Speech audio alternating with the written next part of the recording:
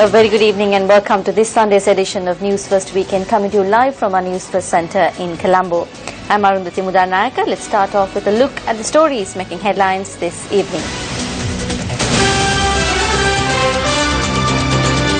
Government or opposition? President informs SLFP members to choose their team.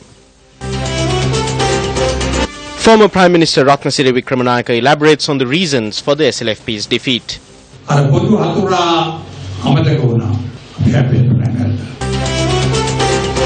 Number of opinions expressed on the formation of a national government.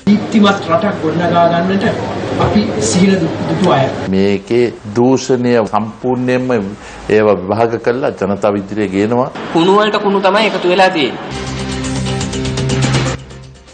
Kalpitia Coast under threat from a trawling mafia. Kumar Sangakkara out for 18 in his farewell test innings. The meeting got underway at the President's official residence in Colombo. We were given the freedom to decide whether to join the national government. Those who wish to do so can do that. Others can function in the opposition. The people of my district gave me 127,000 preferential votes. That was to form an SLFP government or a UPFA government. Therefore, I will be in the opposition. Anyone can be in the opposition or they can be with the government without causing any damage to the party. Apart from that, there were discussions about the unity within the party. We need to function in a manner that does not harm the unity of the party and work towards making the party victorious at upcoming local elections. However, there was a common decision to remain as one party, whether one functions in the opposition or with the government. I act according to the decision of the Central Working Committee of the party and the decisions of President Maithripala Sirisena as the party chairman.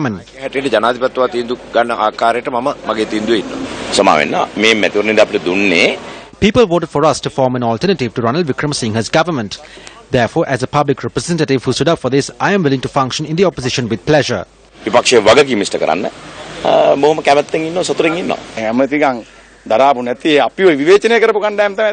Those who did not hold ministerial positions and those who criticize us are the ones who are waiting at Ranil Wickramasinghe's doorstep asking for ministerial positions. It is good to come near President Maithripala Sirisena without going there. I know who they are, but it is not nice to reveal their names.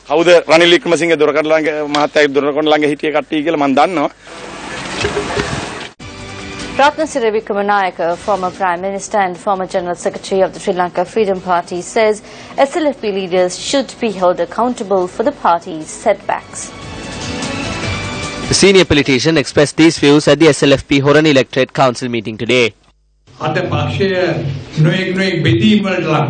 There are rifts within the party. Instead of working towards forming a government, we work towards defeating certain individuals and achieving victory. Because we resorted to these personal agendas, we forgot the common enemy. We started to collide with each other. What we saw in the run-up to the general election was that journalists worked tirelessly to elect good people to parliament. They created an opinion to send individuals with at least the minimum qualifications to parliament. That was good. Did you at any point think that the individuals who were defeated will be given membership of parliament through the national list of our party? When a person is deemed to be bad or unfit for parliament, how can democracy emerge victorious when the same people are appointed to parliament even before the heat of the election has cooled down? Nevertheless, it is too late now, but there is still time. Let us make this request.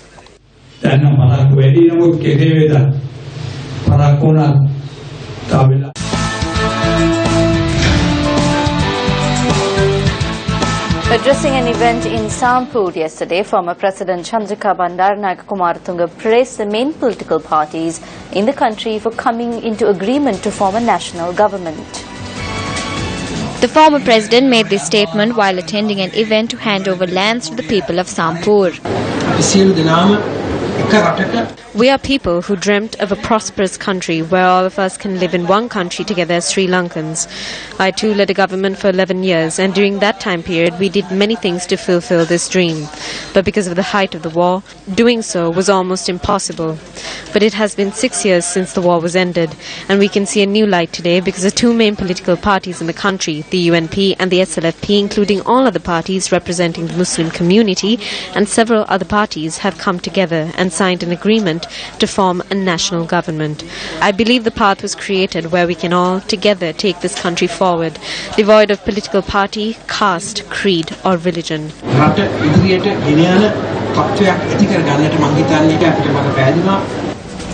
Speaking to News First after the SLFP Bingiri Electorate Council meeting today, Darsiri Jayasekara, the former Chief Minister of the Northwestern Province, shared his thoughts on the formation of a national government. In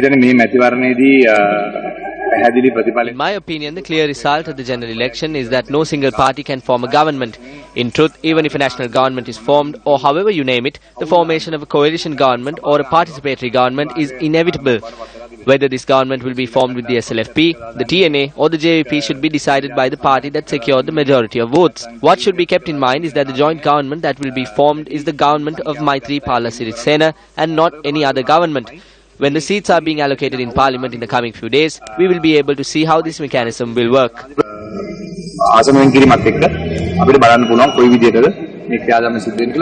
UNP Assistant Leader Ravi Kannanayaka has said that the new cabinet ministers will be sworn in within the next 2 days. As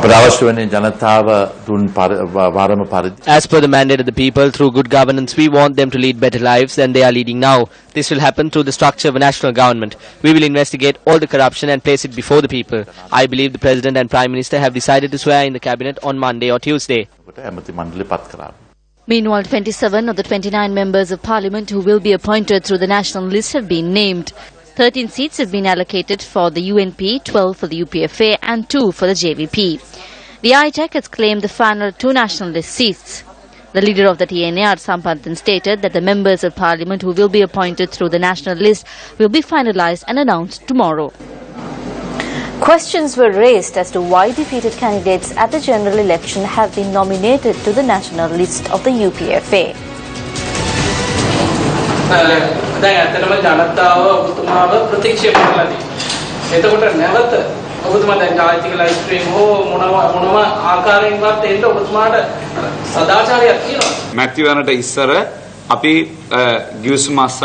We had signed an agreement prior to the election saying that in the event we were unable to secure a seat from the Batikto district, that the person who gets the most number of preferential votes will be taken in through the national list. The same agreement was reached for the Jaffna district. Since we were not able to win in those 2 districts, the President has granted us this opportunity. I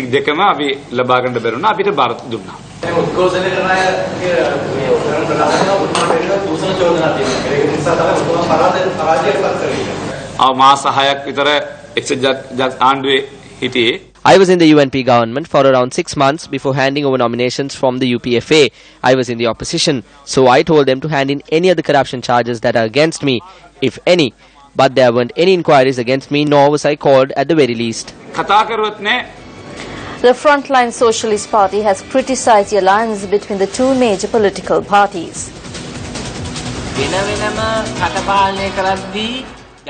These 2 parties did not take any measures that were people-friendly while governing the country separately. And against this backdrop, it is foolish to believe that they will adopt populist policies when they are together. What has happened here is that the bad have joined up with the bad. Garbage has got together with more garbage. They appointed SB Disanayaka as the group leader in Kandy. However, the people defeated him. The one who is defeated is brought back to parliament by Maithripala Sirisena using his powers. The one who shouted that Appachi is dead was defeated by the people of Munaragala. However, he is back in parliament. So the good governance, democracy and various other things that were promised by Maithripala Sirisena are non-existent.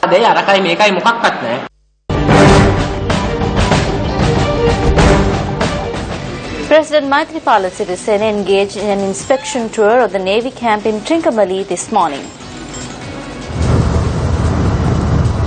President Sirisena was accorded a warm welcome by the sailors based at the Trincomalee Navy camp.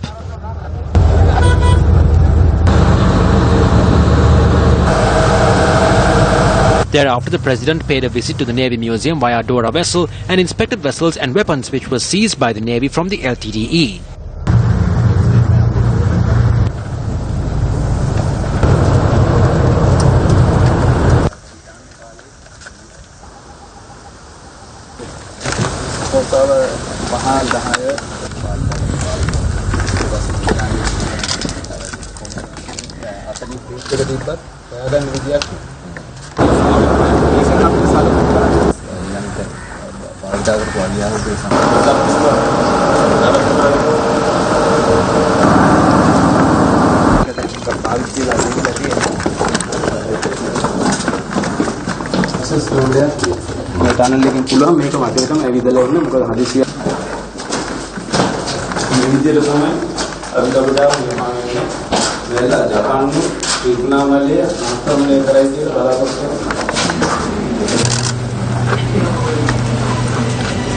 Prime Minister Ranil Wickremesinghe called on the chief prelates of the three sects and obtained their blessings today. Prime Minister Ranil Wickremesinghe, who arrived at the Askeriya Mahavihare, called on the chief prelate of the Askeriya chapter of the Siam sect, Most Venerable Galagama Sri Athadasi Thera.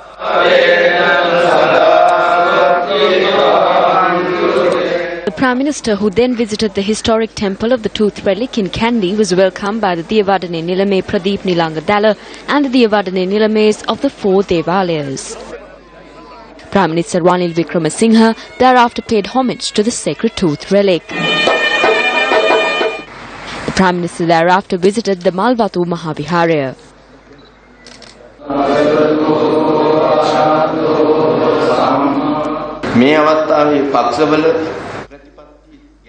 Rather than stressing and focusing too much on each other's parties and policies, it is advisable that a program to develop the country is initiated.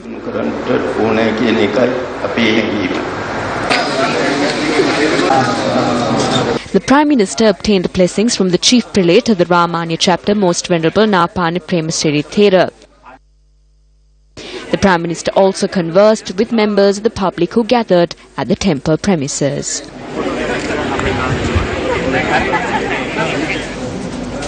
Also in local news, a welfare program organised by UNPMP-elect Buddhika Patharana Samadhi Kakula Suwaseta Foundation was held in Dikwella today. High nutrition supplements are being distributed to underweight children throughout the Mathura district via the Samadhi Kakulu Suwaseta program. We have shown the false politicians who wear masks, the politicians who falsely claim to love the people, the politicians who engage in politics via posters and cutouts, and those who go into hiding for 5 years and then come to the villages. We have shown them how to engage in populist politics before and after an election. We have shown this to the Mathura district and the entire country. On to another one of our headline-making stories. Fishermen charge that a bottom-trawling fishing mafia is running rampant in the seas of the Italy Calpetia coast, an area that is renowned across the globe for its unique marine biodiversity. Coming from a fisherman from a country surrounded by rich seas, this is indeed a surprising statement. We realized the truth of this fisherman's claim when we witnessed firsthand the use of the illegal bottom trawling fishing method in the seas of Calpetia. Bottom trawling involves dragging a large net across the seabed with the use of one or more boats. Bottom trawling is frowned upon internationally and is illegal in many countries, including Sri Lanka, as it causes irreparable environmental damage, harming small fish, fish eggs, corals and the seabed itself. I couldn't catch a single fish today because of the destruction that is being wrought by these people. We have informed high authorities, but no avail. Fishermen have become despondent and have been forced into abject poverty.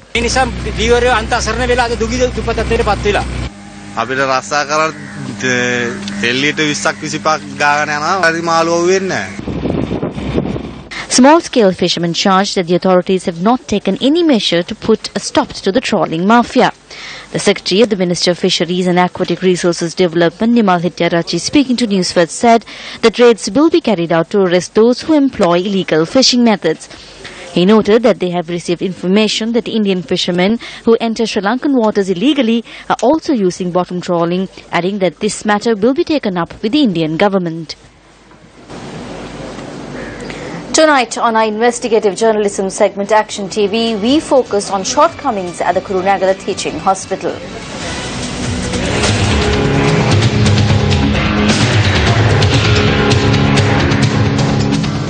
The Kurunegala district holds the distinction of having been allocated the third highest number of seats in Parliament.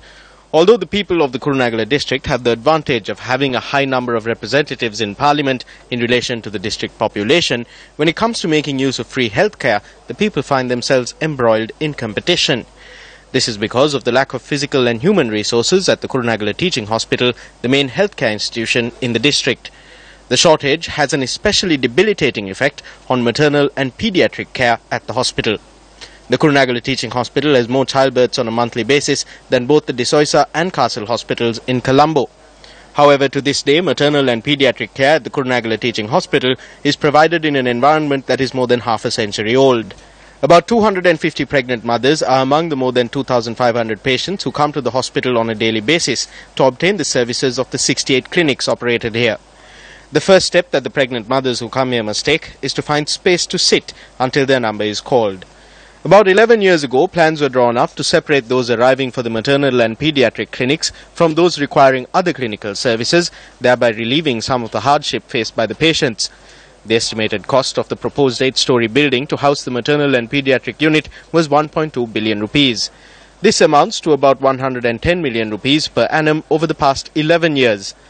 This building bears testament to the fact that the competent authorities did not care to even allocate the funds on a per annum basis. When considering the number of stories that have been built in this building, a total of 22 months has been spent constructing each story. Will the competent authorities continue with this work ethic in the hope of declaring this building open in 2018? Director General of Health Services, over to you. Marking its 35th anniversary in the hair and beauty industry, Rumours, the premier unisex hair and beauty salon in the country, organized an event in Colombo last evening. The gala event hit the red carpet, showcased all the glitz and glamour of the trade with a night full of fashion, music and dance with a live performance featuring artists from Milan. Enjoy yourselves, let's get this party going!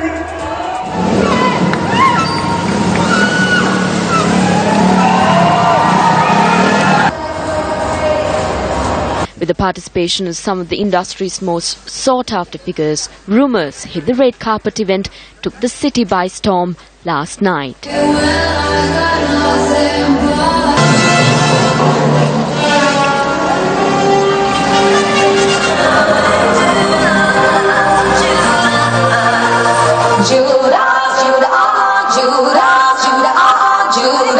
Conal Beekmeyer, director of the salon for the past 27 years, spoke to us prior to the event. It's special because we are 35 years in the business and we thought we'll put together a very glamorous event this evening involving the movies and music. And it has been a lot of work for us, and finally we are here today.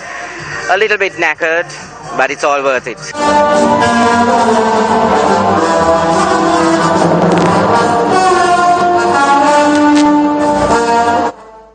The event won the hearts of many who attended. Where is she bringing out the crowd? Fantastic, very good, very proud of the hairdressers. To tell you the truth, I've never seen anything like it before, not in Sri Lanka. I thought it was fabulous. They kept it short and sweet. It's really nice. I think they did a really great job to it. Perfect. It was amazing. Like the dancers and how they were dressed, it was just really fantastic. I thought it was amazing. And I'm really glad I came.